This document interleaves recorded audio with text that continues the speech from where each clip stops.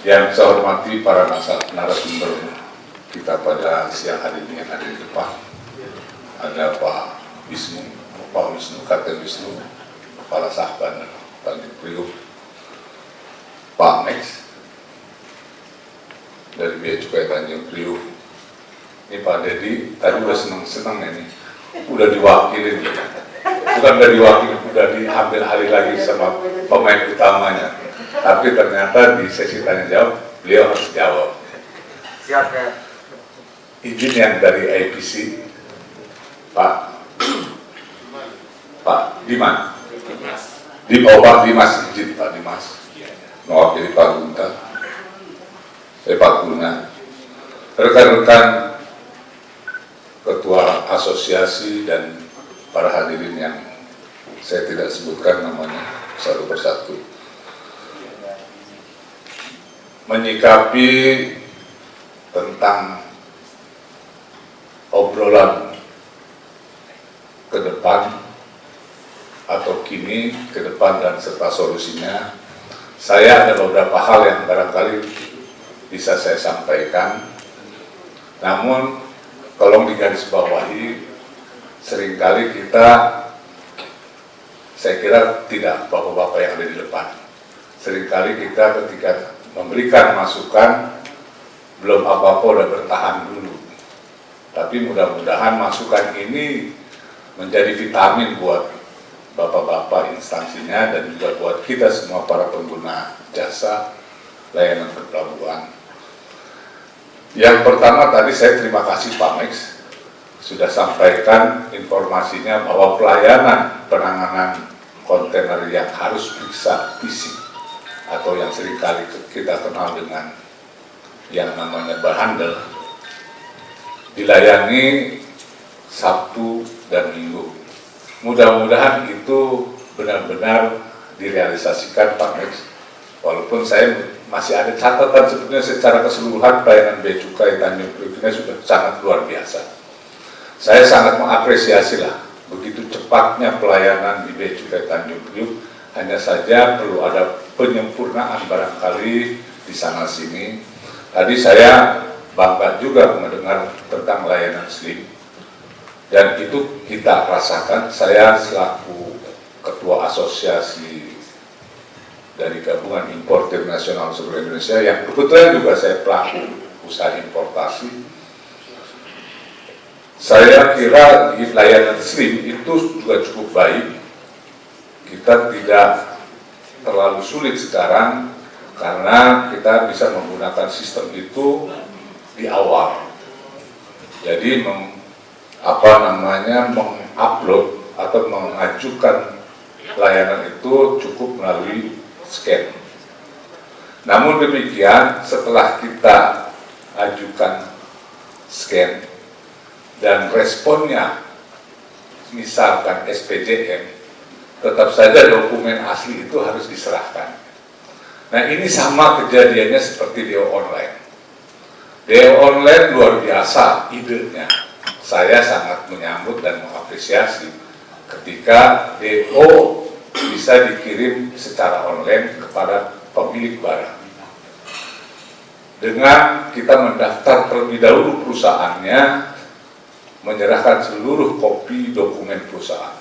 Jujur sebetulnya para pelaku usaha importasi itu agak merasa keberatan dengan menyerahkan kopi dokumen perusahaan secara lengkap. Karena begitu banyaknya agen-agen shipping line yang kemudian kami harus bagi-bagi karena tidak semuanya pelaku usaha importasi itu hanya ada di satu perusahaan pelayaran barangnya, seringkali tersebar di beberapa perusahaan pelayaran. Mau tidak mau ketika kita ingin dilayani di online, kita juga harus menyerahkan kopi dokumen asli kita kepada perusahaan pelayaran yang atau agensi yang sudah memberikan layanan DO online. Namun demikian, selain tadi agak kesulitan atau agak keberatan kita dalam menyerahkan dokumen asli perusahaan pelayaran, tapi kita memahami karena ini menghindari adanya pihak-pihak yang tidak semestinya mengajukan kepemilikan barang kemudian mengajukan kepemilikan barang.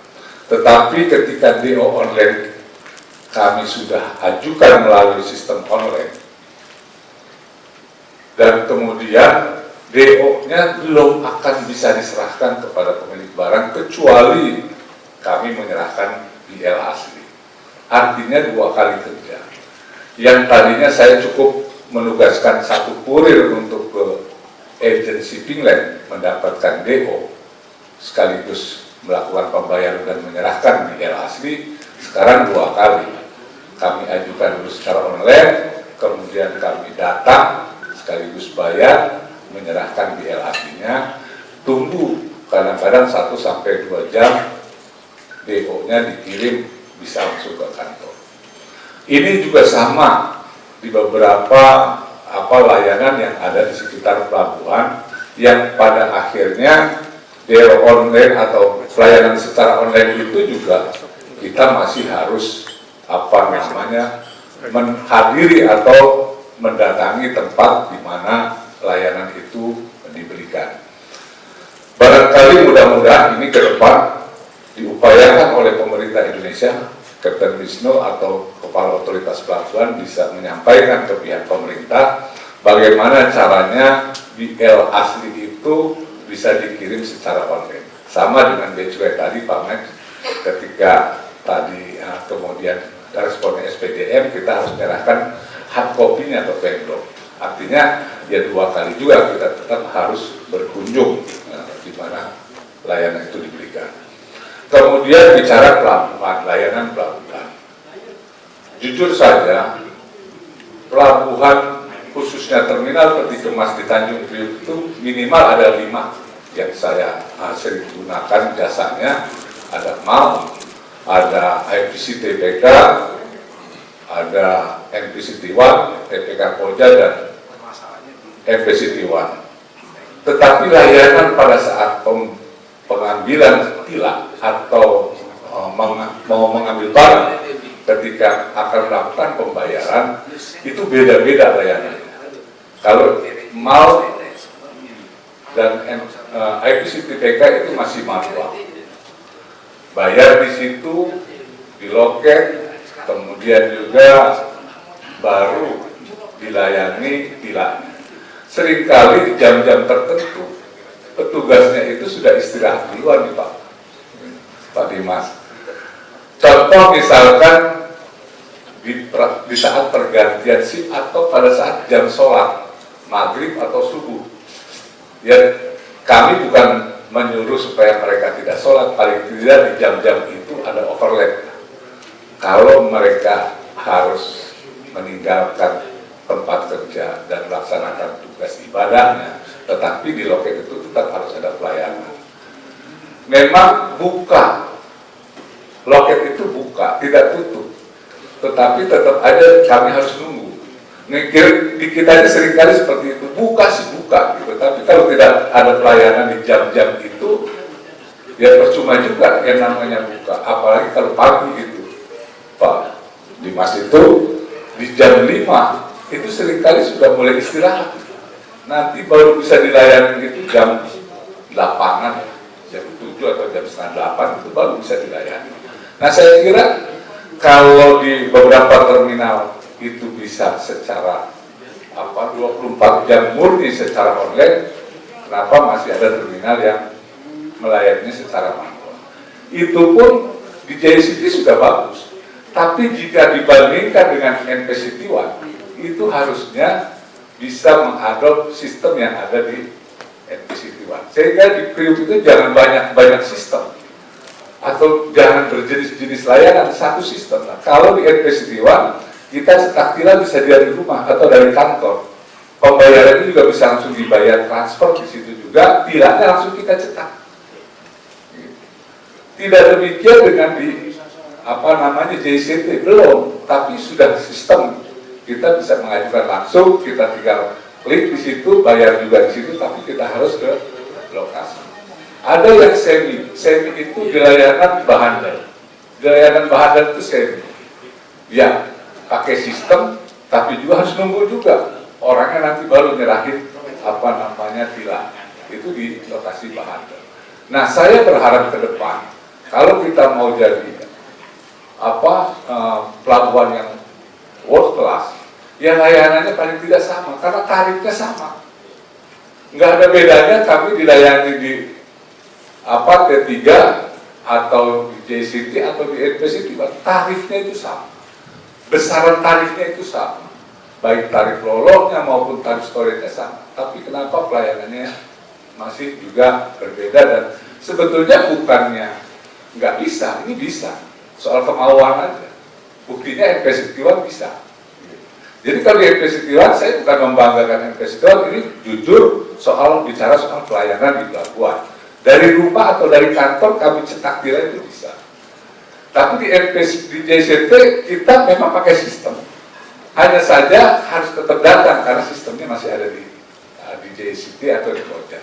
Tapi yang lebih berat lagi TPK, IBC TPK dan MAL yang kita masih harus datang ke sana dan membayarnya secara manual, memang betul digesek, tapi bukti pembayarannya harus dilihatin. Kalau di NPCT tidak perlu dilihatin, cukup di-scan lagi, dikirim lagi, langsung responnya hilang.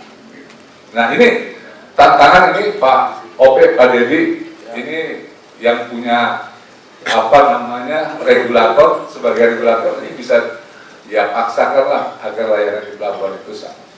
Yang kedua, yang terakhir barangkali yang ingin saya, walaupun banyak sebetulnya masukan yang saya sampaikan, tapi saya kira waktu juga tidak terbatas, tentang mohon maaf satu lagi Pak Max, di layanan pemeriksaan fisik bahandel kita punya alat sebetulnya ya Pak ya, yang namanya hyposcan, tapi hyposcannya lagi batuk, lagi kena COVID juga di Pak Max gitu.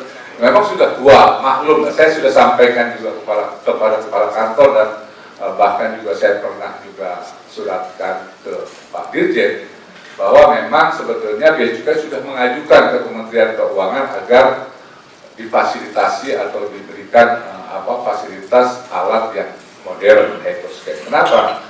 Hyposcan itu sangat bermanfaat, utama untuk memeriksa isi kontainer yang barangnya itu rentan untuk ditangani secara manual. Contoh misalkan buah-buahan yang temperatur kontainer dengan temperatur luar itu berbeda.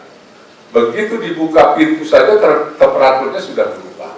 Belum lagi harus dikeluarkan barang itu, diperiksa lagi dalam waktu beberapa menit atau beberapa jam sehingga temperaturnya sudah berubah dan kualitas barangnya sudah mulai berubah. Belum lagi kalau ternyata waktu di bahandel keluar itu sebetulnya barangnya cukup di dalam kontainer, begitu dikeluarkan dimasukkan lagi nggak cukup karena yang satu dimuatnya di pabrik dengan peralatan yang barangkali sangat membantu dan sangat canggih. Ketika pemeriksaan fisik itu manual oleh buruh, begitu dimasukkan lagi itu nggak cukup, seringkali tertinggal bangsa 3, 4, 5 kotak gitu kalau buah ya gitu. Nah barang itu yang tidak termuat lagi ke dalam kontainer nggak boleh diambil karena belum SPPB.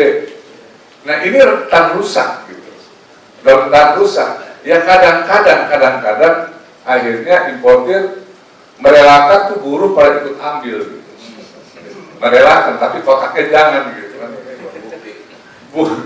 Buat bukti. Nah menurut saya ke depan ini juga Pak Dedi ini tugasnya, tertibkanlah buruh-buruh yang ikut menangani barang-barang yang harus periksa fisik. Karena sebetulnya kami pemilik barang sudah bayar itu berikut buruhnya, tetapi mau nggak mau buruh itu ada macam-macam itu. Ada yang minta 300 per kontainer, ada yang minta 500.000 per kontainer, ada yang 200.000 per kontainer, bahkan ada yang jutaan per kontainer. Gitu. Karena barangnya harus dikeluarin, kemudian diperiksa, dimasukkan lagi. Nah kalau enggak, nanti buruhnya nggak mau kerja atau buruhnya ya masukinnya asal-asalan, barang jadi rusak. Nah ini saya kira kalau kita mau jadi world class pelabuhan Tanjung Priok ini harus tertibkan hal-hal yang seperti ini. Saya kira itu masukan dari saya, bukan pertanyaan tadi, tapi sekedar masukan dari saya.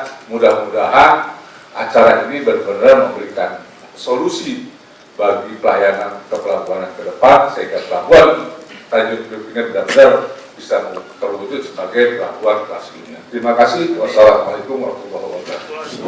Pasti bayar, ada bayarannya katanya. Apakah ini benar apa enggak sih Pak? Jadi mana Pak Deonya itu? Oh lagi ke toilet ya? Ya Pak, silakan Kapten Wisnu.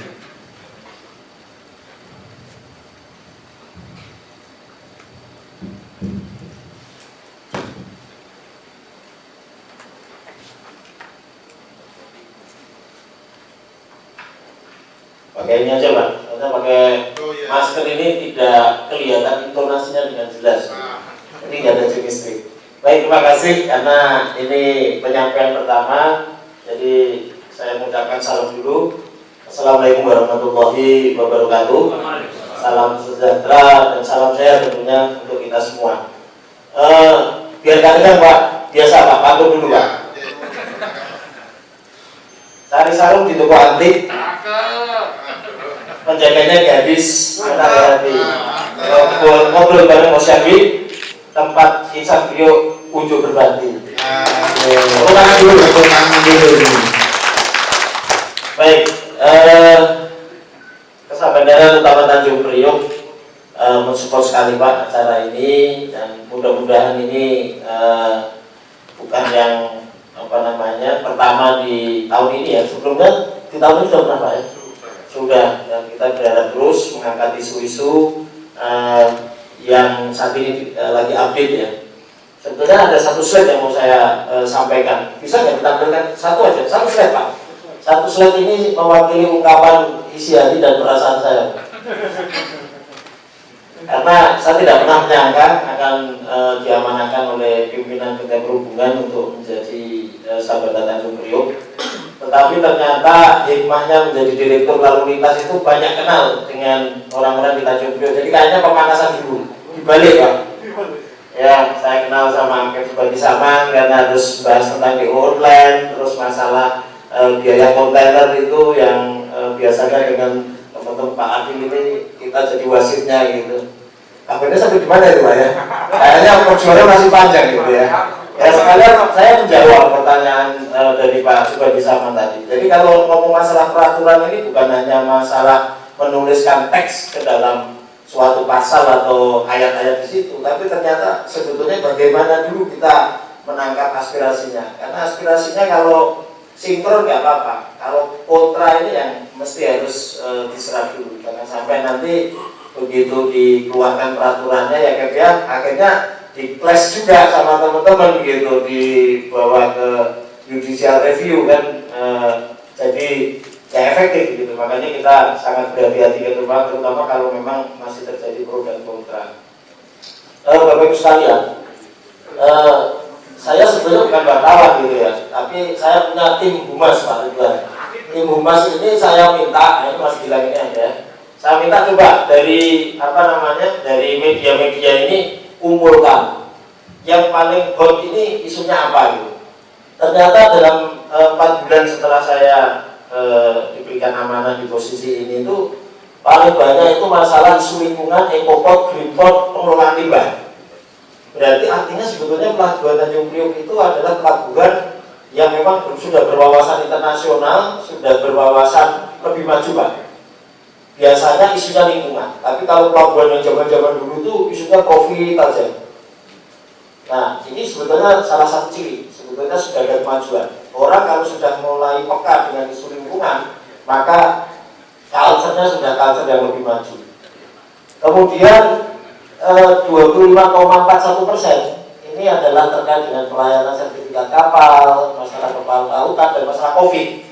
Karena memang isunya ketika 4 bulan terakhir saya masuk itu adalah COVID, dan ternyata Tanjung Priok juga memberikan respon yang sebetulnya cukup bagus Pak. Jadi saya masuk setelah terima dengan Pak Irmanta itu 7 orang kena COVID. Begitu saya swab semua, hampir 5 kali swab Pak, ternyata 63 orang di Sabanda Tanjung Priok itu. Sehingga harus kita lockdown dan kita pelayanannya lakukan di luar, pakai tenda. Nah, sampai sekarang masih pakai tenda Pak, karena kita juga menjaga teman-teman agen pelayanan, perusahaan pelayanan yang akan mengurus, juga teman-teman pelaut. Selain melindungi juga staf kita juga. Kemudian yang ketiga, isu kelancaran arus barang, logistik, ekosistem logistik nasional, termasuk nasional logistik ekosistem yang lagi kita bahas. Jadi ini tidak hanya masalah saya membuat peringkat ini juga pengarahan SDM saya Pak, untuk berpikir bagaimana kita bisa mensupport teman-teman di OP, mensupport teman-teman di Bea Cukai, sehingga Syahbandar melalui kewenangannya terhadap verifikasi daripada surat sudah masuk kapal, kemudian juga dokumen clearance in dan clearance out, itu juga bisa nanti ada efeknya di situ. Kemudian masalah keselamatan kapal ini juga kaitannya dengan penegakan hukum Pak, karena masalah penegakan hukum ini saya lihat Ocean ini nggak siang, nggak malam terus Pak. Tapi menarik, meskipun saya jarang ngomong di situ, tapi saya memperhatikan. Dan itu banyak sekali membuat inspirasi bagi saya. Oh, seharusnya itu pemerintah pada posisi seperti ini, lokasinya seperti itu. Walaupun itu tidak mudah, karena masalah contohnya penegakan hukum itu memang harus ada suatu artinya ada suatu kebijakan dari atas yang memang bisa mengakomodir semua. Kemudian yang terakhir masalah kemudahan usaha sektor transportasi laut yang tadi disampaikan oleh Pak Subandi, Pak Adil, Pak Theo. Nah, khusus masalah integritas Pak, ini menurut saya ya sudah ada progres lah, walaupun ini tidak bisa artinya satu arah ya. Artinya kayak di OP kan sudah menetapkan yang namanya wilayah bebas korupsi, kemudian menyatakan wilayahnya sebagai wilayah birokrasi bersih melayani. Saat ini gantian nih Pak, hari Senin besok saya ada presentasi di depannya Menpan, tim yang untuk menyatakan bahwa KSU Tanjung Priok juga mengarah ke wilayah bebas korupsi. Tapi ini kan baru niat Pak, artinya baru statement, baru itikat daripada pimpinan, kepala Syahbandarnya. Tetapi kalau tidak ada pengawasan atau ternyata teman-teman juga di lapangan juga tetap memelihara seperti itu aja, ya, tidak ada feedback ya. Misalkan ada tadi yang dikatakan Pak Theo, ada personil yang memang hanya untuk urusan merubah sandar kiri dari sandar kanan aja minta duit, tapi tidak dilaporkan juga, bahkan tetap aja dikasih duit juga, ya kan sama saja, itu nggak akan ada perubahan. Nah, mohon, karena saya juga orang baru di Priok yang notabene juga saya mesti banyak belajar dari Bapak Ibu sekalian, karena saya tetap ada dari tahun 61 ini sudah di sini kan, artinya ini sudah tahu persis karakter Tanjung Priok. Jadi kita saling mengisi Pak, kita welcome, dan mudah-mudahan di masa kepemimpinan kami di sini kami bisa terus bersinergi mengawal, tidak muluk-muluk Pak, minimal tetap menjaga situasi kondusif, kemudian bersama-sama dengan stakeholder, Pak Bea Cukai, OP, dan operator, ini terus bisa melakukan perubahan-perubahan. Kita dorong, ya. Contoh saja kemarin ada yang kritik saya, Pak, Syahbandar didorong lagi dong masalah kontainer yang isinya limbah itu yang hampir 1015 itu perginya gimana, kita dorong Pak. Kemarin kita rapat lagi. Ternyata sebenarnya masih ada celah-celah yang memang bisa kita lakukan. Yang penting jangan diem, jangan stuck, terus berprogres, insya Allah bisa diselesaikan. Itu Pak, dari saya terima kasih. Terima kasih Pak Dedi, mungkin mau menambahkan? Menambahkan ya Pak. Assalamualaikum warahmatullahi wabarakatuh. Walaupun sudah menjelang isoma ya, Kep, Adil dan Pak Tarigan dan rekan-rekan semua, Pak Sumpono kemana? Para senior-senior saya ini waktu saya jadi CPNS Pak, saya sering ketemu dengan beliau-beliau Pak, waktu masih di Telawan. Sekarang akhirnya saya di depan juga Pak. Padahal saya pikir tadi Pak mungkin mesti ada lain. Baik, menarik untuk kesempatan siang ini. Terima kasih Bang Adil atas masukannya terkait ekoport. Kita bersama dengan Syahbandar dan stakeholder semua Pak, mudah-mudahan, dan mungkin untuk Pak perwakilan INSA ya Pak ya, yang kita sama-sama menggunakan RF-nya Pak. Karena kemarin kunjungan juga ya Pak Yesu dari Nela supaya ini RF dimanfaatkan secara maksimal. Itu kerjasamanya kita Pak.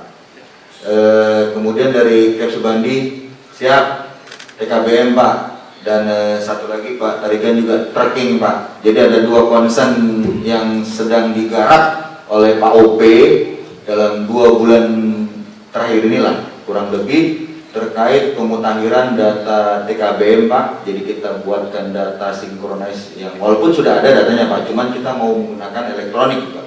Sekarang yang sudah ada itu sifatnya hanya baru e-toll, tapi belum bisa masuk ke dalam ranah pekerjaan yang sebagai alat absensi elektronik atau pendataan dari TKBM yang kerja di lingkungan terminal-terminal kita Pak. Jadi terminalnya memang baru mau diarahkan untuk kontainer.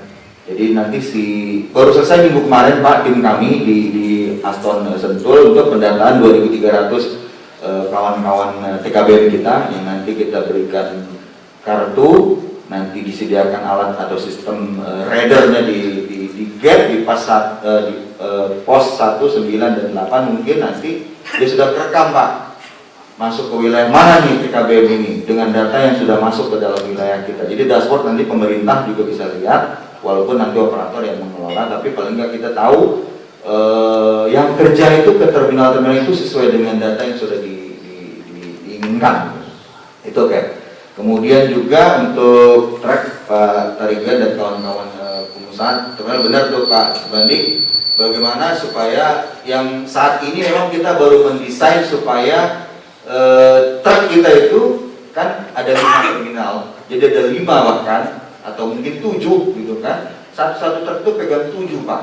Itu merupakan upaya kita, memang sudah lama tapi belum terrealisasi, walaupun pilot projectnya waktu itu sudah ada di JCT, tapi kita mau mencoba mengembangkan lagi di 5 terminal yang sudah ada Pak. Kami sudah susun, kita sudah siapkan dengan timnya Pak Guna dan Pak Dimas pendataan itu, supaya nanti paling tidak ada pilot project lain. Waktu itu kan JCT baru soft launching Pak. Kita harapkan nanti bisa ada di 3 terminal yang sudah ada, kita coba dulu, walaupun nanti menyeragamkan seperti yang disampaikan Kep Subandi tadi, pelayanan di 5 terminal itu kan sama-sama Pak. Mereka juga mengalami kesulitan, tapi kita tetap gas. Gimana caranya? Walaupun satu bapak, anaknya kan sama dengan cucu-cucunya, kita nggak mau tahu gitu. Pokoknya berikan pelayanan yang bisa satu keseragaman. Kita mulai dengan pelayanan truk tadi dulu, kemudian keseragaman dari pelayanan pilihan yang tadi. Saya sepakat tuh Kep. Terima kasih masukannya sudah saya catat, nanti kita sampaikan, kita kembangkan supaya menjadi masukan lagi Kep. Paling tidak bisa semua menyeratakan, menyeragamkan pelayanan. Walaupun kita mungkin tidak bisa membuat langsung PTSP 1 ya, tapi paling tidak sistem disamakan. Demikian dari kami, lebih kurangnya mohon maaf. Assalamualaikum warahmatullahi wabarakatuh.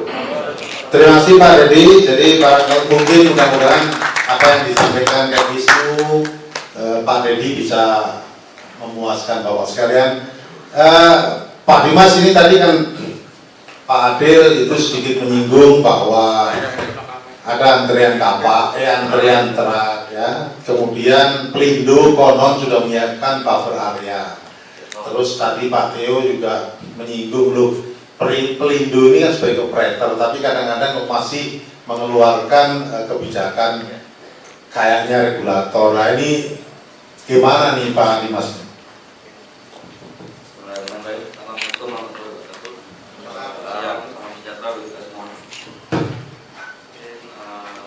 Makasih Bapak Ibu sekalian. Inilah forum yang sebenarnya kami harapkan Bapak Ibu sekalian, terutama terkait dengan pengembangan pelabuhan Tanjung Priok ke depan seperti apa. Kami memang terus berbenah Bapak Ibu sekalian. Kami juga menyadari peran penting kami berdasarkan regulator, berdasarkan aturan memang kami sekarang sebagai operator Pak, seperti itu Pak. Apa yang disampaikan Pak Theo itu ada benarnya Pak, karena memang kami saat ini sedang melakukan evaluasi. Kep Bandi mungkin paham, sering juga kita diskusikan.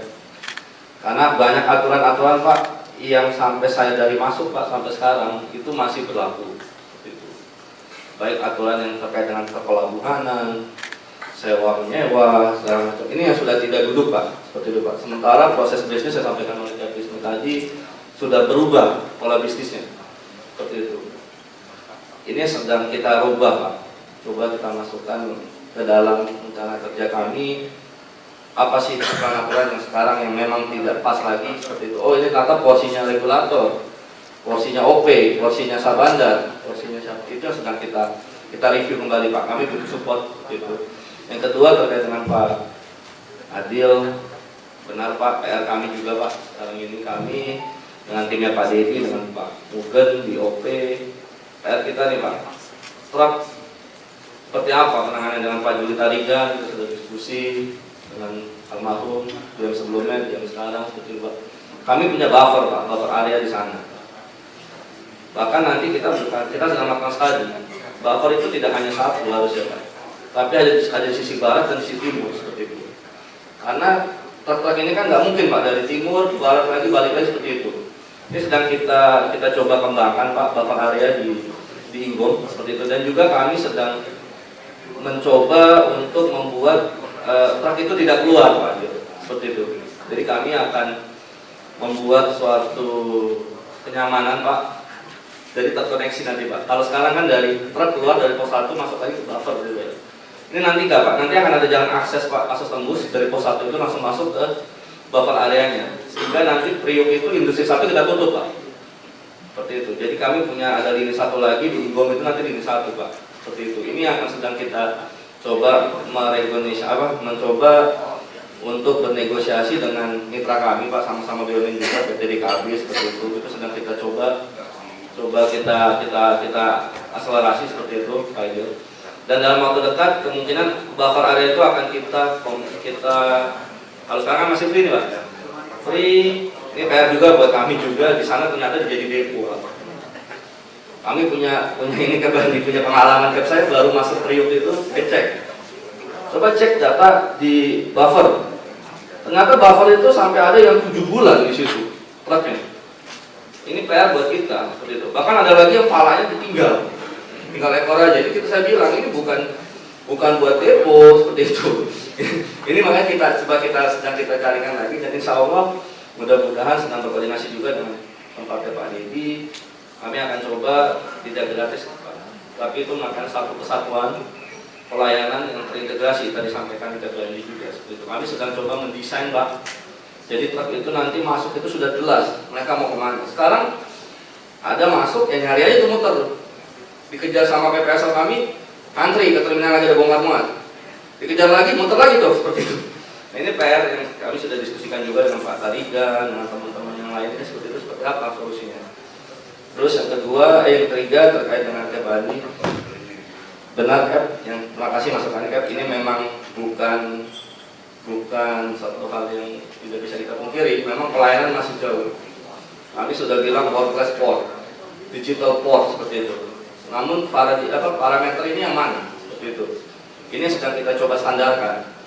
Kalau sekarang ini kami menempatkan cabang Priok sebagai dirijen dari terminal-terminal seperti itu. Tentunya dengan di atasnya ada Pak Sabandar, ada Pak Becukai, ada OP sesuai dengan kakak kami, tapi di lingkungan teknis ini kami cabang ini akan sebagai dirijen seperti itu.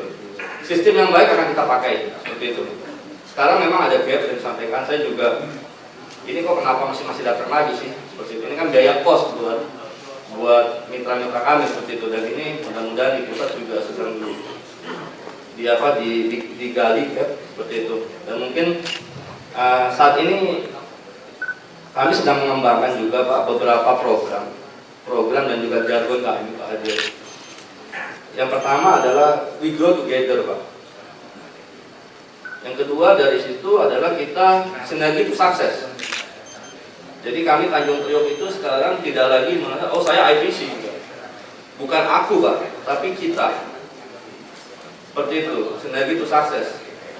Pimpinan-pimpinan kami dengan Pak Wisnu, dengan Chef Mugen itu sering ngobrol Pak seperti itu. Jadi ke kami, ke kita Pak, bukan ke kami lagi. Kalau sudah bicara kami susah Pak, seperti itu Pak. Makanya kami juga sering diskusi. Kita diskusi dengan Pak Bandi, nanti mungkin dengan Alfi seperti itu Pak. Dan dari turun sana kami turun Pak, ada namanya program Buka Mata Buka Telinga. Inilah salah satunya. Buka Mata Buka Telinga itu adalah kami IPC cabang Priok itu datang ke stakeholder Pak. Apa sih kendalanya? Butuh support apa dari kami? Seperti itu. Oh ternyata setelah kita pelan, oh ini ternyata adanya di OP, ada di Sabar. Oh ini ternyata kami cabang, oh ini pusat, seperti itu Pak. Buka mata, buka telinga Pak. Seperti itu. Ada lagi COVID night Pak, Pak JM sudah menggulirkan. Alhamdulillah sudah beberapa kali, terakhir itu dengan teman-teman INSA Pak. Rencananya akan semua asosiasi akan kami COVID night-kan Pak, seperti itu Pak. Kenapa COVID night? Karena kalau siang Pak, pagi ini pasti diganggu di Bandil ke Bandi. Ada rapat dan segala, tapi kita ngambilnya setelah Isya. Itu ngobrol seperti itu, ada apa sih Priok seperti apa, butuh support apa, seperti itu 2 jam. Oke kita ketemu lagi seperti apa. Itu yang sedang kita coba, program-program yang mungkin memang disampaikan tadi Pak Ridwan, kami sedang mendekatkan Pak ke customer. Ada beberapa harapannya Priok itu tadi Pak, sinergi itu sukses. Dan juga kami juga sekarang dari kementerian jargon baru akhlak di mana ada kolaboratif.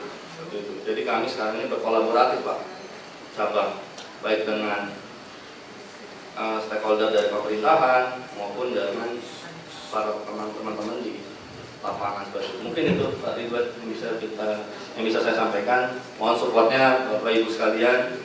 Tanjung Priok punya kita bersama Pak. Mungkin seperti itu. Terima kasih. Assalamualaikum warahmatullahi wabarakatuh. Terima kasih Pak Max. Mungkin ada yang mau ditambahkan Pak? Tadi barangkali ada sedikit masukan dari Pak Bandi, Pak Adil maupun yang lain. Silakan Pak. Terima kasih Pak Adil Karim, Pak Subandi dan Pak Theo. Terima kasih ini yang selalu memberikan masukan kepada kita dan selalu kita mintakan masukan Pak.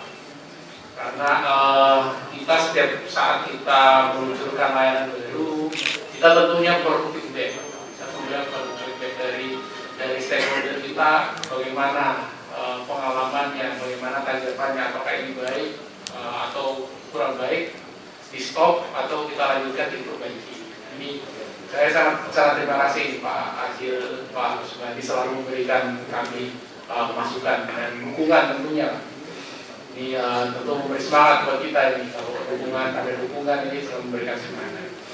Nah, saya coba tadi ada sedikit masukan dari Pak Subandi. Nah, terkait dengan SPJM Pak, hard copy SPJM.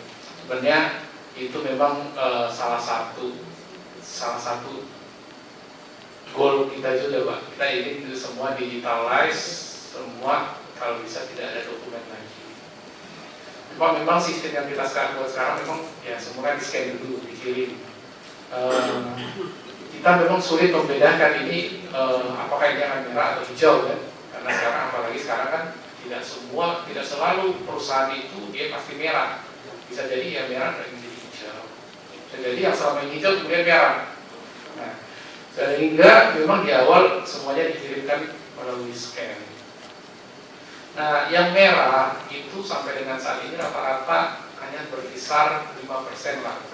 Nah, 5%. Nah, jadi memang yang akhirnya menyerahkan hard copy itu yang 5% itu.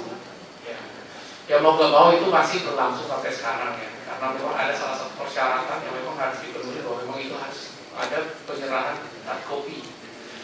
Khususnya terkait dengan apalagi terkait dengan COO ya Pak. Yang memang nah, tapi kita punya cita-cita sama Pak. Kita ingin ke depan ini full, tidak ada lagi penyerahan hard copy. Karena kita juga perlu ruang penyimpanan makin lama makin besar untuk menyimpan hard copy ini Pak. Tapi karena aturan yang mewajibkan itu ya kita masih laksanakan. Ini udah mulai tanggal 15 September kemarin, 15 Oktober kemarin itu sudah mulai kan mandatory untuk ECOO untuk ASEAN Cina. Nah ini udah mulai kesana ini Pak. Kemudian nanti nyusul mungkin kalau nggak salah ada 4 lagi FTA yang nanti akan si elektronik Korea, kemudian apa lagi ada India sama apa ya, kayaknya ada 4 lagi. Nah ini mudah-mudahan ini nanti awal kita kesana, cita-cita kita untuk semua menjadi digital, dan mudah-mudahan bisa terpenuhi. Kita mohon dukungannya terus Pak Subandi. Nah kemudian terkait HypoScan, nah ini HypoScan ini memang hot issue ini di Priok. HypoScan kita udah batuk-batuk. batuk-batuk umurnya memang ya untuk umur alat seperti itu udah kakek-kakek memang gitu. Itu sudah 20-an tahun itu. Ya, dan itulah ya, kita hanya punya berapa biji dibandingkan dengan kelompok yang lain. Mereka yang setara dengan kita itu rata-rata mereka punya ada 20, ada 40, kita semua punya yang itu aja gitu. Nah, 2 itu, dan ya itulah makanya batuk-batuk karena terlalu kerja terlalu berat. Ya jadinya mau bagaimanapun di perawatannya tetap aja. Nah, kita memang sudah merencanakan ini untuk peremajaan.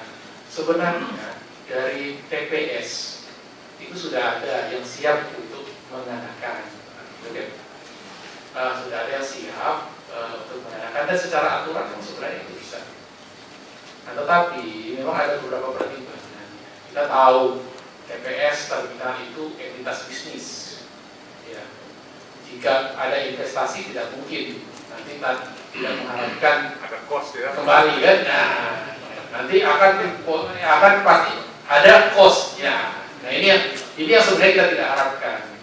Sehingga dari KPU Bea Cukai Tanjung Priok tetap memprioritaskan kalau bisa sebisa mungkin pemerintah yang ada. Ya, itu tidak Layanan. high cost yang naik tidak ada, gitu ya. Karena mau nggak mau kalau itu yang ngadain pasti akan dikompensasi. Nah, ini yang diharapkannya. Kita berharap aja pemerintah punya uang kan. Ya, mudah-mudahan itu pendanaan COVID ini masih ada sisanya lah. Mudah-mudahan. Makanya COVID ini segera berlalu supaya masih ada sisa, gitu. Karena pajak dari sektor impor itu tiap tahun itu 212. Oh iya, tadi baru setengahnya aja tadi udah segitu kan tadi saya sampaikan ya. Itu padahal besar ya.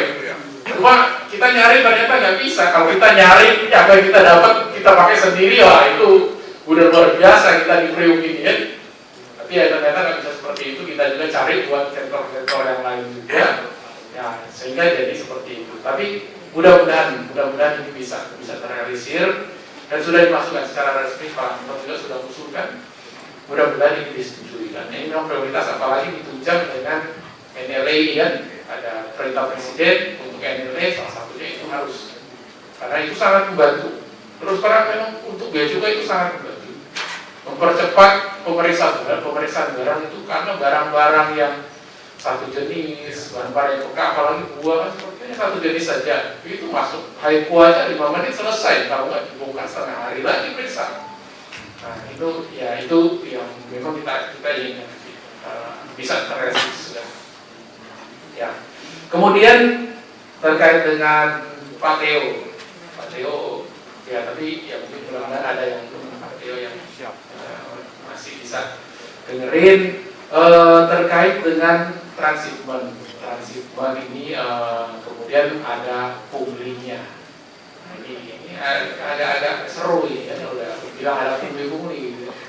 Pertama gini dulu deh, terkait dengan transshipment atau kita mungkin di sini yang terkait dengan bea cukai adalah BC12 ya, yang kita kenal dengan BC12. Sebenarnya secara aturan BC12 ini harusnya sudah tidak ada. Ya, dengan aturan terbaru seharusnya sudah tidak ada. Dan di Tanjung Priok karena permohonan dari teman-teman pelayaran yang masih banyak minta supaya ini BC12 ini ada, sehingga Bea Cukai Priok itu telat untuk mengimplementasikan aturan terhadap penghapusan BC12. Tapi kemudian karena kita diminta terus ini segera diimplementasikan aturan baru, kita sudah coba bulan September kita coba itu. Mulai 1 September itu BC12-nya ya kita ikutlah dengan aturan yang terbaru. Ternyata responnya memang banyak keluhan karena memang Priok pelabuhannya memang kita akui besar dan terpecah-pecah sehingga banyak timbul masalah. Akhirnya dengan kita diskusi dari pusat juga ikut turun, kita tanya bagaimana ini keluhan-keluhan ini. Akhirnya ya dengan terpaksa ya kita masih menggunakan BC12.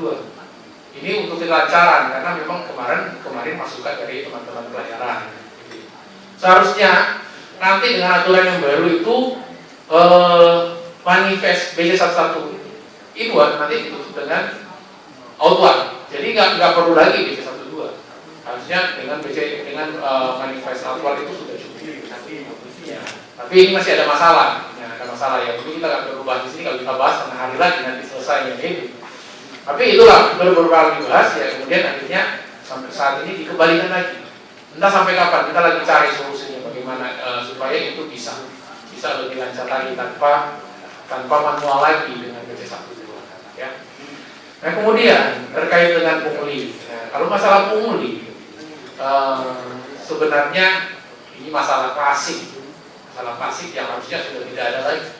Tapi saya juga agak kaget juga, surprise juga masih ada muncul terkait dengan pungli di Bea Cukai Tanjung Priok. Karena Bea Cukai Tanjung Priok itu sejak tahun lalu sudah mendapatkan predikat wilayah bebas dari korupsi.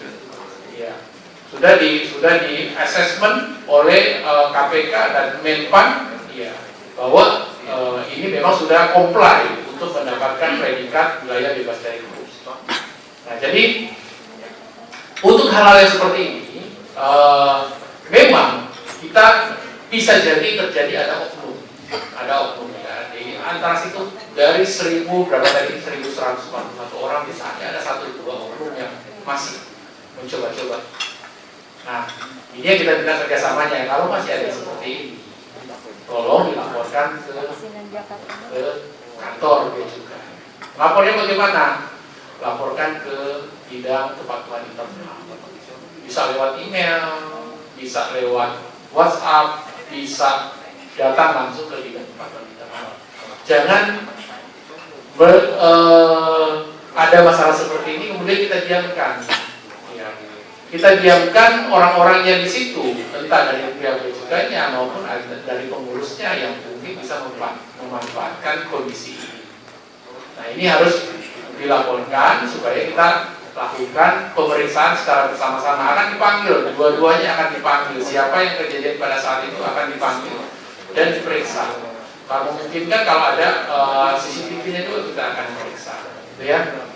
Nah, dan kalau memang ternyata ada hambatan di pelayanan Bea Cukai Tanjung Priok, ya, kalaupun itu ya harusnya Bapak Ibu sekalian jangan diselesaikannya dengan memberikan uang pelicin. Itu yang mengharapkan. Tetap ikuti prosedur yang ada. Jika dipersulit, laporlah ke bidang kepatuhan internal di KPU Bea Cukai Tanjung Priok. Ya. Saya sebelum Kabid BKLI, sebelumnya saya Kepala Bidang Kepatuhan Internal. Jadi memang beberapa kali mendapatkan laporan juga yang seperti ini. Dan pada saat saya menjabat Kabid Kepatuhan Internal kurang lebih 1 tahun, memang kalau tidak salah yang kita pindah itu ada sekitar 30 orang pegawai kita. Baik mulai dari yang paling rendah yang berupa teguran sampai dengan diberhentikan. Ada kalau tidak salah 2 atau 3 orang yang kita berhentikan. Ya. Dan memang ada kasus-kasus seperti ini, kasus yang pungli, dan juga memang ada kasus yang lebih berat lagi. Ya. Kita harapkan seperti ini. Jadi kalau dilaporkan, KPU Bea Cukai Priok tidak akan mentolerir adanya pungli-pungli yang seperti ini. Pasti akan ditindaklanjuti oleh bidang kepatuhan internal dan pasti akan ditindak. Bapak Ibu yang melaporkan nanti bisa mengikuti perkembangan kasusnya seperti apa, pasti akan selalu dilaporkan perkembangannya sampai berubah. Mungkin itu. Yang ini yang memang kita harus kerjasama, harus kerjasama. Jangan kemudian ini kita biarkan ini masih ada buktinya kemudian bertumbuh lagi. Itu yang kita mohon kerjasamanya. Karena beberapa instansi memang di Tanjung Priok memang sudah berpredikat wilayah bebas dari korupsi, dan secara keseluruhan, secara komunitas sebenarnya di KPU di lingkungan Pelabuhan Tanjung Priok itu sudah mendeklarasikan bahwa Pelabuhan Tanjung Priok itu sudah bebas dari korupsi. Ya, jadi Bapak Ibu, jika menghadapi hal seperti itu jangan ragu-ragu lagi, laporkan saja, kita berantas sama-sama. Ya. Mungkin itu yang bisa saya sampaikan. Terima kasih. Assalamualaikum warahmatullahi wabarakatuh. Terima kasih Pak Mas. Kita approach dulu, jadi biar sedikit semangat. Bapak Ibu sekalian, jadi kita masih ada waktu kurang lebih 30 menit. Jadi saya masih buka kesempatan dua penanya sebelum para narasumber untuk saya kasih kesempatan plus jawaban dari Bapak sekalian. Ada Kapten Pri, sabar Pak Adil, sabar. Silakan Pak Adil sambil makan juga nggak apa-apa boleh. Bapak juga. Kapten Pri, mohon. Oh iya, Bapak, jadi mohon maaf saya ini barusan dapat pengumuman dari pihak hotel, nanti makannya diantar. Jadi enggak kita sudah siapkan memang ini sesuai protokol kesehatan dari hotel. Jadi Cap, tolong pertanyaannya padat, singkat karena ini menyangkut waktu. Yang pertama saya kasih Kapten Pri satu terus. Siapa lagi? Oh, dari sana ya. Oke. Cap, silakan Cap.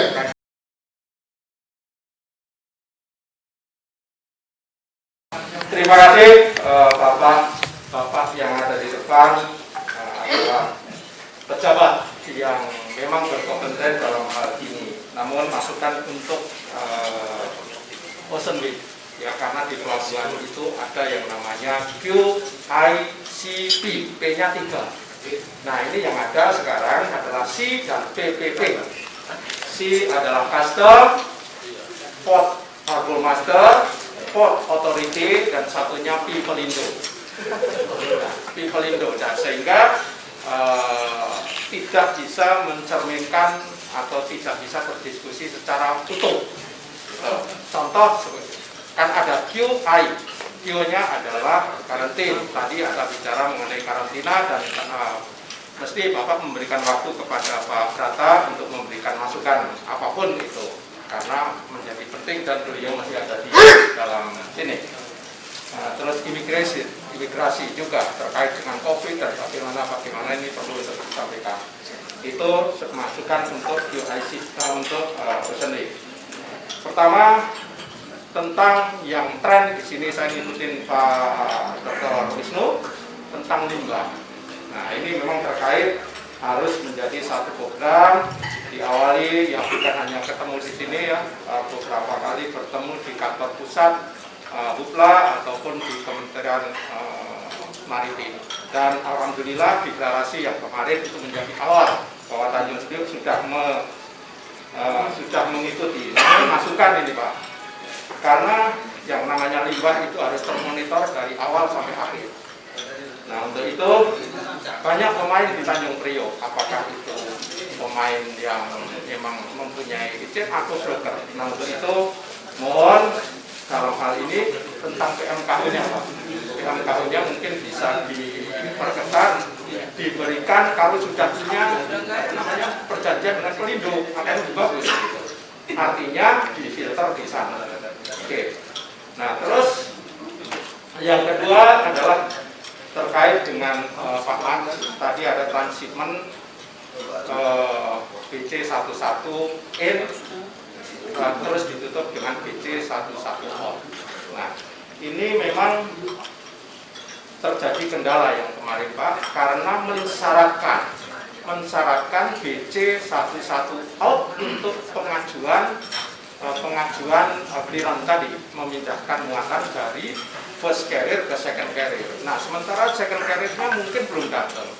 Nah kita tahu bahwa yang namanya BC11 itu sangat rentan dengan SPSA ya, dengan SPSA ya 10 juta sampai dengan 100 juta untuk ekspor. Nah ini mungkin kalau itu dikatakanlah persyaratan itu dihilangkan, jalan Pak, saya yakin jalan. Karena apa? Ya mungkin dengan dokumen-dokumen yang lain yang mensyaratkan itu. Terus ketiga dengan Pak Pelindo ya dalam hal ini tadi disampaikan tentang bagaimana pelayanan di Tanjung Priok. Memang bagus, tapi ini sangat tergantung dengan sistem. Nah, sistem apakah itu link dengan NSW ataupun internal, nah ini sering terjadi kendala. Karena apa? Ya bot atau pelabuhan besar ini menjadi salah satu yang harus menjadi prioritas utama karena sistem breakdown dalam waktu sekian akan disruption semua. Yang kedua. Ya, terus yang ketiga terkait dengan sistem DO online. Ya.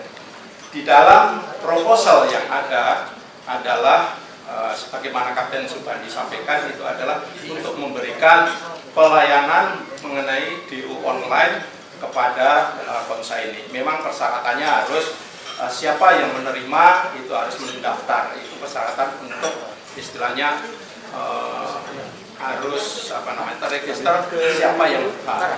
Tetapi desain daripada DO online itu sekarang kan baru ya, ada 5 tingkat. Sekarang baru tingkat yang pertama yaitu DO online yang diberikan untuk konten untuk BL yang rilis BL ataupun CBL. Sementara untuk yang menggunakan original BL itu masih dalam tahap kelima dan sekarang setahu saya belum diprogramkan. Memang diberikan alasan seperti itu. Nah, beberapa waktu yang lalu kami ikut rapat di LNSW tentang bagaimana solusi itu. Yaitu nanti ada step di dalam sistemnya LNSW diberi step bahwa konsaini mengajukan itu dengan original BL diberi waktu ya. Diberi waktu katakanlah oke, dalam waktu 2 hari harus menyerahkan. Kalau lepas dari itu dari katakanlah 2 hari sebelum itu belum diserahkan, maka LNSW pun akan mengunci ya dengan NPWP yang ada di dalam itu. Nah, itu sampai sekarang belum ada. Nah, mungkin bisa didorong dengan apa yang ada di yang ada di instansi ataupun yang terkait dengan instansi terkait. Saya kira itu dari kami karena terkait dengan yang sistem dan sebagainya ini mungkin nanti banyak dan waktunya dibatasi. Terima kasih. Berikutnya langsung aja Pak Tarigan. Baik, terima kasih Pak Dewan. Pak yang terhormat, saya langsung aja Pak, karena ada makanan di depan kita ini. Baik, ini isu truk ini selalu menarik Pak, tapi tidak pernah dapat diselesaikan. Ini masalah kualitas truk ini yang menjadi persoalan, bahwa aturan yang ada, undang-undangnya ada, undang-undang 22, PM-nya ada, PM 60, tetapi penegakan hukumnya tidak bisa dilakukan.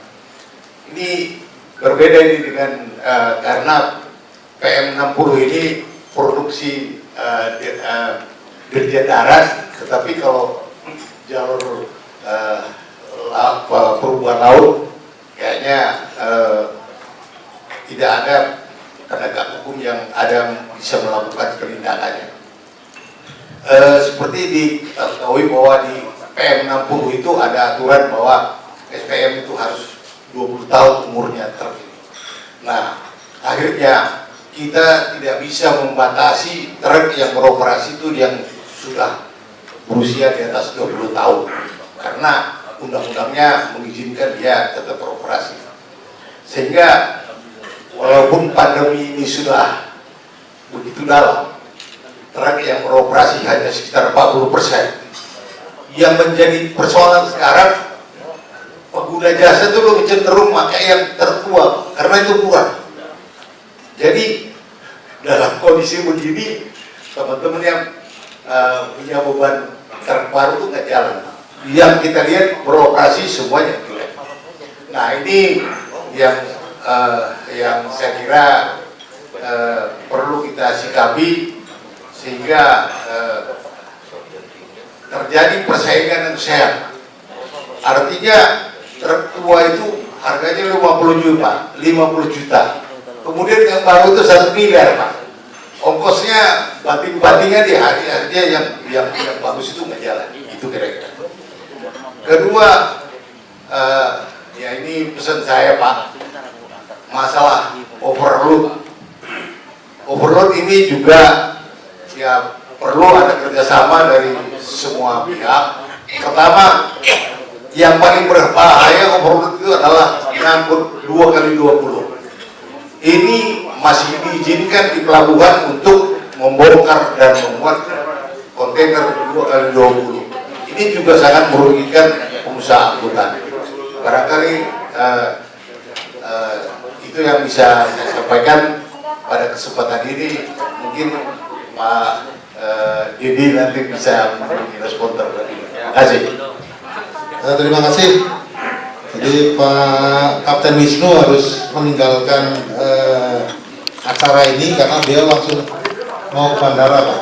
Jadi mohon maaf, nanti kalau ada hal-hal yang ditanyakan ke Kapten Wisnu bisa dilanjutkan. Pak, satu lagi, silakan Pak. Ya, terima kasih untuk kesempatan yang diberikan kepada Asosiasi Pengelola Limbah B3 Indonesia atau API. Dengan saya Roni, Pak. Untuk para pelindo, kami mau menyampaikan permintaan permohonan. Ini dalam rangka penyiapan sarana fasilitas dalam rangka kelancaran pengelolaan limbah B3 di Pelabuhan Tanjung Priok. Untuk sarana armada kapal atau sarana angkut, Pak, mohon untuk dapat dilengkapi pompa siap pakai. Kemudian yang kedua, mohon untuk sertifikat, Pak, untuk akbot ada sesuai dengan masa berlakunya. Termasuk juga untuk fasilitas seperti selang atau pos. Karena sampai sejauh ini masih disiapkan oleh anggota API. Kemudian yang kedua, Pak, untuk penanganan limbah B3 di luar SL area, Pak. Nah, kami juga dari anggota API juga siap mendukung Pelindo Pelabuhan Tanjung Priok untuk menangani kapal-kapal yang berada di luar area dan kolom pelabuhan. Demikian, Pak. Terima kasih. Terima kasih. Jadi ini tadinya quartet, jadi sekarang tinggal trio ya. Langsung aja Pak. Jadi untuk F. Supri ya, pertanyaannya dan masukannya, kami sangat terima kasih sekali.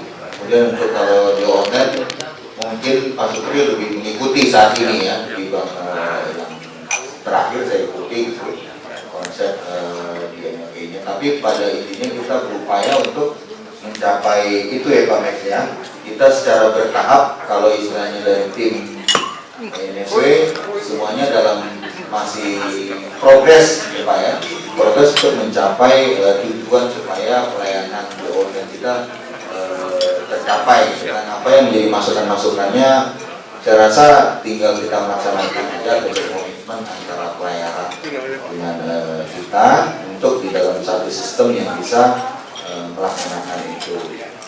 Kemudian sepakat Pak terkait dengan PMKU limbah, kami juga banyak juga nggak banyak sih Pak, maksudnya kalau yang limbah banyak kan sih untuk referensi yang ada di kami yang saat ini. Tapi kita sepakat juga kalau misalnya memang nanti sudah ada bisa komitmen kerjasama ya dengan Indo bersama, kita bisa menerima mereka untuk diregistrasi ya, diregistrasi di kantor otoritas pelabuhan, yang mana kalau semua kegiatan yang ada di wilayah pelabuhan, di dalam lingkup pelabuhan memang harus terregister di kita.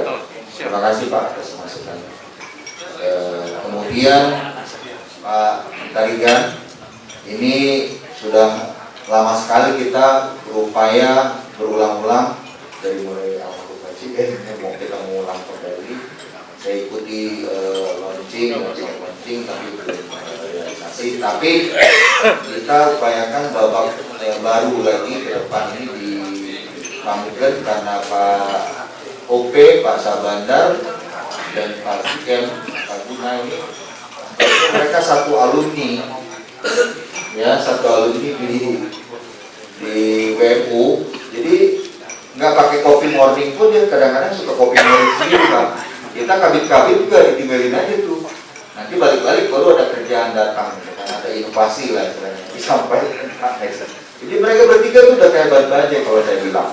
Karena ternyata tinggal ini loh deh, ini loh ini nanti ini ya. Secara bertahap, secara simultan per minggu bahkan per bulan saya merespon untuk progres dari pengembangan Jati dengan Pak Dimas juga, ditambah lagi dengan kawan-kawan TKBM yang baru selesai minggu kemarin untuk pendaftaran, bukan pendaftaran ulang ya, maksudnya register elektroniknya. Kami lengkapi data yang sudah kami punya untuk TKBM kita supaya dapat menggunakan kartu yang elektronik juga yang kalau saat existing ini belum digunakan karena masih baru sifatnya di tol saja ya Pak ya. Nanti ke depan kita bisa kembangkan lagi untuk menjadi sebagai database dari tenaga kerja bongkar muat, database dari truk ini database-nya bukan cuma truknya saja, ya sak supirnya, ya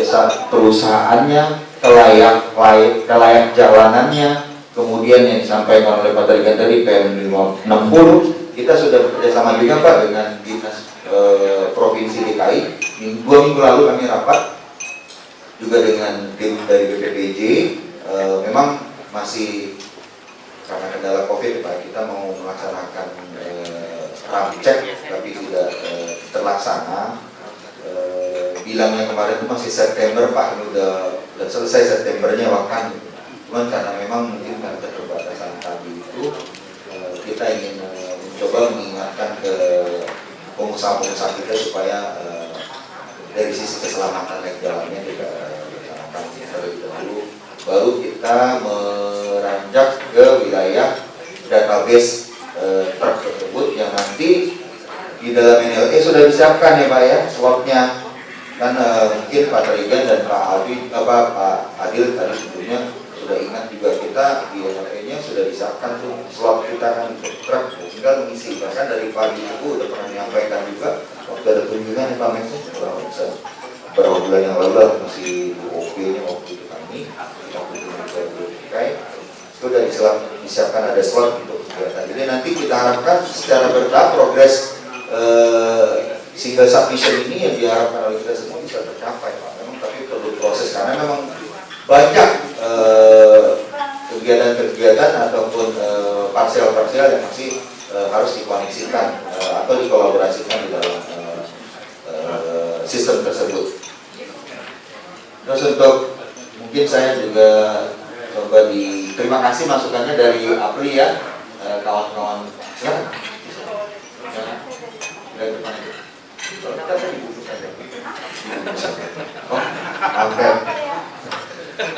Dari Witan Apri yang menyampaikan tadi, saya sangat appreciate sekali dengan masukannya, terutama masalah persyaratan teknisnya ya. Kita juga bersama-sama kita sudah berkolaborasi dalam minggu lalu itu, September kemarin itu kita bisa berusaha untuk membuat satu wadah yang bisa sama-sama kita merespon limbah kita walaupun memang ada 1.500 kapal ya satu bulan, masa yang nggak ada yang buang limbah gitu kan, apa dibawa semua gitu. Nah itu yang pertanyaan awam saya yang kayak waktu awal-awal, tapi mungkin nanti ke depan bisa diselesaikan secara parsial atau secara kolaboratif dengan sektor yang sudah kita bangun bersama, yang mungkin Apri juga bisa memberikan terus masukan input supaya kegiatan ini bisa berjalan dengan baik dan lancar sampai ke pembuangan akhir limbah tersebut. Jadi kita dari sisi regulator atau dari otoritas mengawal dia. Kita harus tahu juga sampai ujung luar itu diapain itu limbah, gitu kan? Yang ntar di tengah jalan dia buang di selokan lagi kan? Nggak ada yang tahu tuh Pak kalau kita tidak menggunakan sistematis ataupun data yang baik gitu kan. Nah itu yang mungkin pengawasannya kita secara bersama-sama karena ini penting sekali supaya kita dapat mencapai hal yang lebih ideal atau dari istilahnya Bang Ridwan ekopor. Terima kasih. Mungkin ada tambahan dari Pak Max atau dari Pak Dimas, silakan Pak. Terima kasih. Ada beberapa yang makasih Pak masukannya. Pertama dari Pak Milang, Pak Fredo. Ini memang PR kita Pak, PR bersama Pak, kami di Tanjung Priok seperti itu Pak. Kita dengan teman-teman OP, regulator, karena melakukan pengawasan Pak. Karena memang kemarin datang saja informasi aja salah satu investor dari luar itu melihat truk Pak. Dimasan, why the truck is like that? Saya cuma diam aja situ Pak. Ini nggak bisa jawab saya, makanya depan muka dia lewat sudah di lapangan. Ini kita bilang kita coba kita lapikan bersama Pak, seperti itu. Itu sedang kita lapikan bersama, TID, jadi kita database segala macam semua untuk kemajuan kita Pak. Seperti itu. Terus yang kedua dari APLI Pak, ini memang kami sekarang concern kami sama-sama juga dengan Pak Sabanda, dengan Pak OP. Kita sekarang lagi larinya ke lingkungan Pak. Seperti itu, karena apa? Ini kalau kita melihatnya world class sport Pak, kita bicaranya Pak Ridwan kalau bilang ekoport Pak Dimas. Ini yang belum, yang sedang kita menuju ke sana Pak, ekoport. Seperti itu. Ini pengolahan limbah sedang kita perbaiki Pak. Kami sedang mencoba untuk bertransformasi Pak. Yang sekarang ini coba minimum requirement kami penuhi. Memang PR cukup berat Pak, melihat dengan takut seperti itu. Minimal adalah sertifikat hidup seperti itu. Semua sertifikat kapal, kelaikan, semua itu kita coba penuhi Pak. Yang kedua sertifikat dari ABK-nya Pak, seperti itu. Yang ketiga tadi Pak, memang sampai saat ini masih PR juga Pak. Masukannya akan kami tampung Pak terkait dengan alat di lapangan Pak, baik flexible hose maupun pompa, kehandalan pompa segala macamnya masih jadi PR buat kami Pak. Yang ini sudah sampai di manajemen kami Pak, seperti itu. Memang mimpi kami semua itu adalah mimpi kita Pak di Tanjung Priok itu merubah proper Tanjung Priok Pak. Dari yang tadinya merah seperti itu, mudah-mudahan bisa jadi biru Pak atau hijau. Tapi ini butuh waktu Pak, seperti itu. Dan kita butuh support, kami butuh support dari teman-teman semua dari API. Mungkin nanti kita akan ada session sendiri Pak, seperti itu Pak. Kita sharing session, bukan mata debatnya apa sih dibutuhkan oleh API, apa yang butuh support kita butuh support seperti apa. Karena memang sampaikan Pak Yedi tadi, sektor sudah ada Pak, gitu. Itu salah satu yang direkomendasikan. Tapi ini perlu kita kawal Pak, bersama seperti itu Pak. Nanti kita akan kawal. Terus yang terakhir dari guru saya Kak Supri, ini sistem memang kayak PR juga kan. Di saya setiap hari Pak Ridwan. Bukan setiap hari, kalau dulu setiap hari Pak saya masuk tuh pasti ada koreksi nota dari Pak Ridwan, dari Pak Kak Supri. Tapi sekarang alhamdulillah kan sudah menurun begitu. Ini memang PR-nya satu tadi SDM ya Pak, seperti itu Pak. Bisa jadi SDM itu karena sistemnya salah entry Pak, seperti itu. Atau memang sistem itu didesain tidak fleksibel seperti itu. Jadi sistem itu jadi kaku seperti itu. Ini sedang kita kembangkan juga seperti itu. Untuk besar harapan kami angka klaim itu turun kan akibat dari kesalahan sistem. Jadi memang kita monitor terus di KPI seperti itu. Dan mungkin ke depan kita akan lebih berkolaborasi dengan teman-teman semua untuk periode yang lebih maju. Mungkin itu. Terima kasih Pak Ridwan. Terima kasih Pak Max, mungkin ada yang mau ditambahkan Pak?